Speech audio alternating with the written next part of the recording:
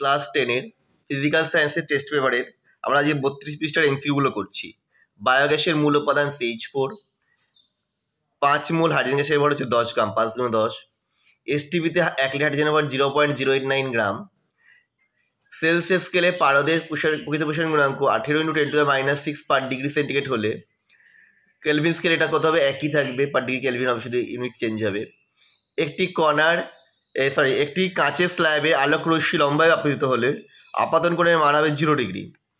সূর্যোদয়ের কিছু আগে ও সূর্যাস্তের কিছু পরে সূর্যর দৃষ্টিগোচর থাকে, কারণ প্রতিসরণ।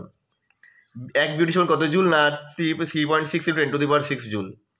লেঞ্জের সূত্রে জানা যায় আবিষ্ট প্রবাহের অভিমুখ। প্রদত্ত কোনটি তাপীয় নিউক্লিয় বিক্রিয়া? এটা হবে নিউক্লিয় সংযোজন। সবচেয়ে হালকা ধাতুটি পজিশনে কোন শ্রেণীতে অবস্থান করে? না গ্রুপ 1 লিথিয়াম। এটা নিচের কোন যৌগের ক্ষেত্রে সংকেত বল কথাটি প্রযোজ্য? এটা হচ্ছে আয়নীয় যৌগের ক্ষেত্রে, এটা হচ্ছে MgCl2। সোডিয়াম ক্লোরাইডের জলীয় দ্রবণে তড়িৎ বিশ্লেষণ করলে ক্যাথোডে উৎপন্ন হয় হাইড্রোজেন। কোন গ্যাসটি কিপযন্ত্রে প্রস্তুত করা যায় না? HCl। কোন ধাতুটির বঞ্জ কার সাথে বর্তমান? তামা। ভিনিগার প্রস্তুতে ব্যবহৃত হয় অ্যাসিটিক অ্যাসিড। আমাদের এমসিকিউ কটা হয়ে গেল। আবার দেখা হবে নেক্সট ভিডিওতে। অবশ্যই কেমন লাগে ভিডিওগুলো জানিও।